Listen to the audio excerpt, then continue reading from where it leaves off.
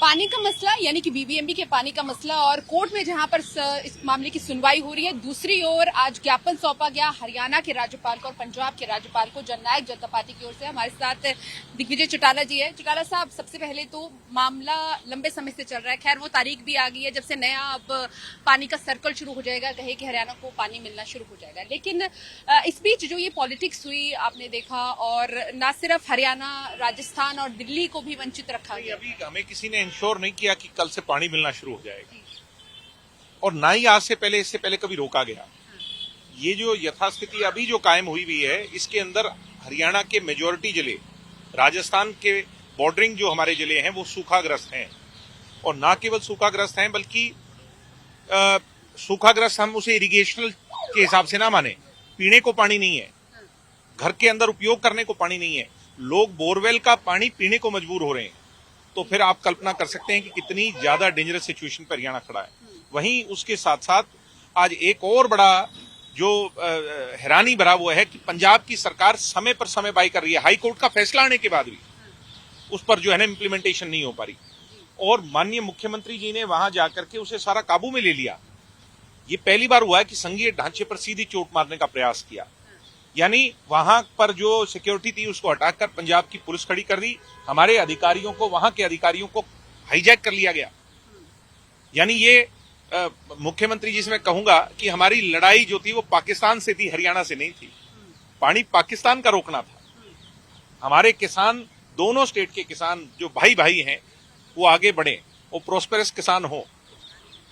इसलिए आज बड़ी चिंता का विषय है, इमरजेंसी विषय है ये, और इसको लेकर के हम इनसे मिले हैं। अन्यथा अगर इस पर फैसला नहीं होता, भविष्य में केंद्र की सरकार इंटरवीन नहीं करती, पैरामिलिट्री फोर्सेस लगा करके हमारे पानी का अधिकार हमें नहीं देती, तो फिर हमें आगे की लड़ाई लड़नी पड़ेगी। आपको लगता है, क्योंकि अब इस चीज को इस तरीके से पंजाब में देखा जा रहा है कि पंजाब पानियों के राखे हैं सीएम भगवंत मान, उन्होंने पानी जो है हरियाणा को नहीं देने दिया, इस तरीके। मुझे एक बात समझ नहीं आती, जब किसानी आंदोलन चल रहा था और किसान संघर्ष कर रहे थे, तो हरियाणा के लोगों ने पंजाब के लोगों को अपनी पलकों पर बिठाया था, अपने घरों से खीर बनाकर ला करके बॉर्डरों पर खिलाई थी पंजाब के लोगों को, और पंजाब के लोगों ने इस बात को एक्नॉलेज किया था कि अगर हरियाणा खड़ा नहीं होता तो किसानी आंदोलन कभी कामयाब नहीं होता। आज ऐसा क्या हो गया कि भाई को भाई से लड़ाने का प्रयास है? आज ऐसा क्या हो गया कि हरियाणा को उसका हक से वंचित किया जा रहा है? पंजाब अपना आज सरप्लस 8% पानी ले चुका है, उस प्रपोर्शन में 3% जो हमारा अधिकार बनता है वो हमें मिलना चाहिए। हम इरिगेशन कैसे चलाएंगे? हम कपास, आगे धान की जो बिजाई होनी कैसे करेंगे?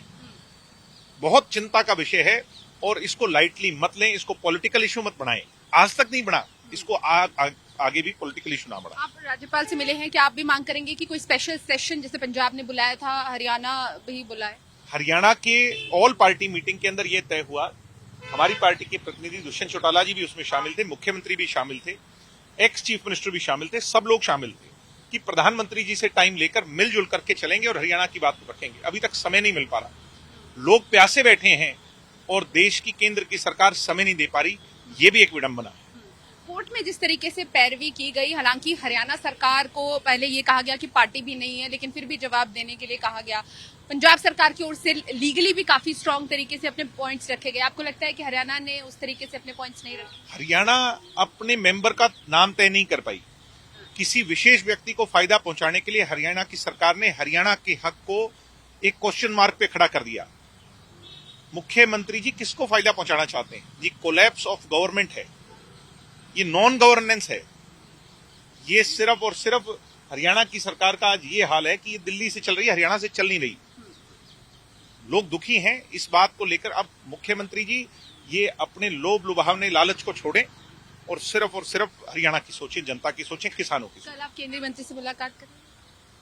हम समय मांग रहे हैं, जैसे ही हमें समय मिल जाएगा हम केंद्रीय मंत्री से जाकर के, जो पावर मिनिस्टर है, जल शक्ति मंत्री हैं, सबसे बातचीत करेंगे हरियाणा के हक की लड़ाई।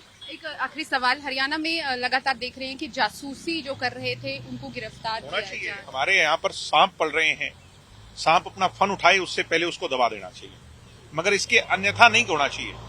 हो ऐसा भी रहा है कि बीजेपी के कुछ लोग इस बहाने सिर्फ नेशनल एजेंडे के पर्दे के पीछे अपना उल्लू सीधा कर रहे हैं।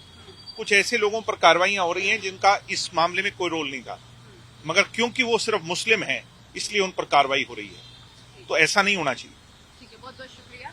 तो ये थे हमारे साथ दिग्विजय चौटाला, जिन्होंने बताया कि पानी की लड़ाई है और पानी जो है हरियाणा को हक मिलना चाहिए, इसमें किसी भी तरह की राजनीति नहीं होनी चाहिए। और दूसरी ओर जासूसी को लेकर जो सरकार का फैसला है वो बिल्कुल ठीक है, लेकिन अगर किसी गलत शख्स को उठाया जा रहा है सिर्फ यही सोच के कि वो एक पर्टिकुलर कम्युनिटी का है, तो वो बिल्कुल गलत है। कैमरा पर्सन सुखजिंदर के साथ पूजा वर्मा, डेली पोस्ट पंजाब, हरियाणा, हिमाचल।